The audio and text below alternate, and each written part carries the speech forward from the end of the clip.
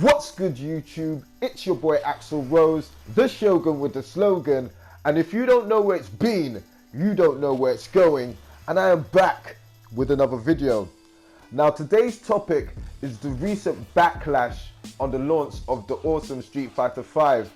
Now I just recently dropped my review and not everybody agreed with the score that I gave it. And it's good that we could actually have a sensible debate in the comment section.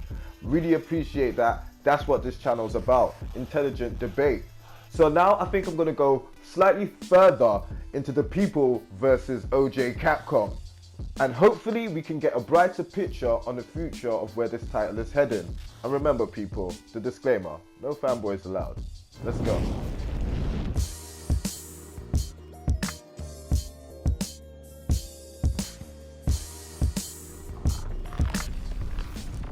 Now, one of the major concerns about Street Fighter V's release has been the so-called lack of single-player content. Now, the fact that a game that pretty much started and built its legacy in arcade mode lacks one on a home console release is almost mind-boggling.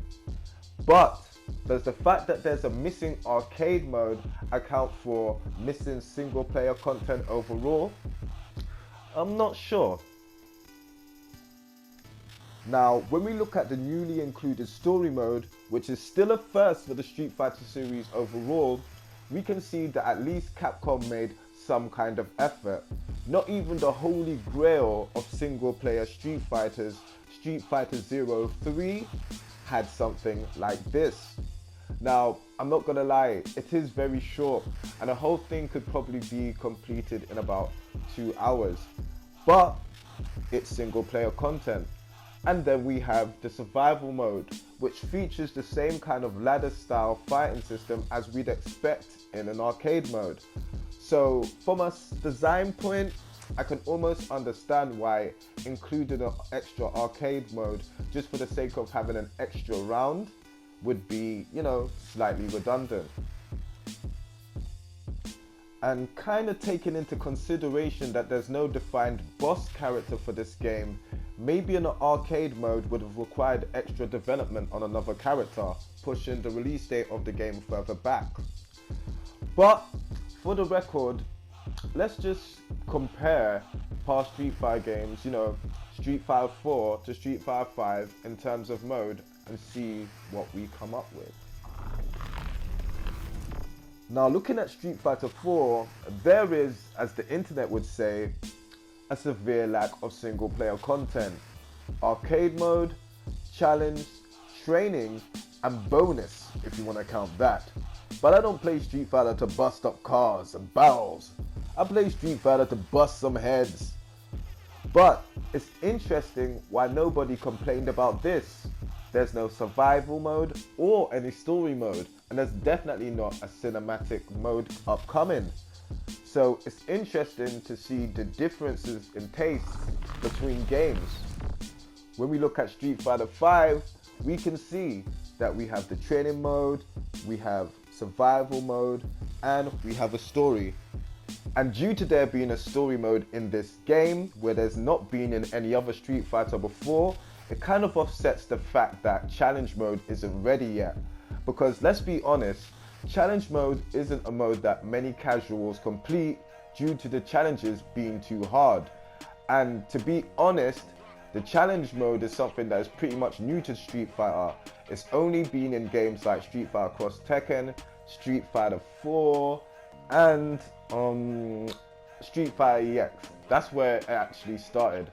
Apart from that, you never really get challenge mode in Street Fighter games. Well, official ones anyway. Now, another thing which has definitely become a misconception has been the online mode. Now, occasionally it can be stuttering like Missy Elliott in her prime. I am not gonna lie, this is super bad, this is super hot. But on the regular, on the general game, I'm not gonna lie, this is smoother than Velfisher butter. And Velfisher butter is something made up to describe the optimum smoothness. So that's how good it is. Now, Now you've got to consider in the fact that this game just launched, And how often do we get games that worked well on launch? Exactly, not often. I'm not gonna say this game is the same because sometimes, it can be bad, but when it's good, it's good.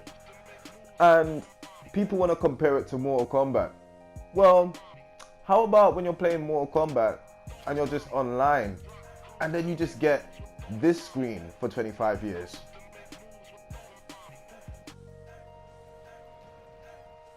Or when you're online playing Mortal Kombat and it looks like this, but it feels like this.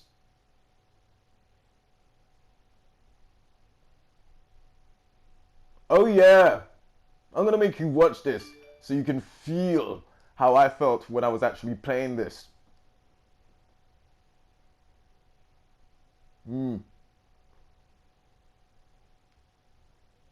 Yes,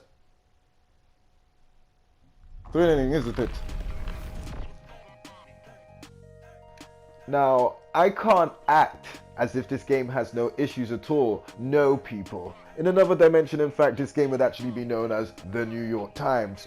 But I will not over-exaggerate the negatives, and I definitely will not overlook the positives. Capcom were pretty much between a rock and a hard place when it came to releasing the game, as the Pro Tour has pretty much already started. Tournaments are already underway as of last week.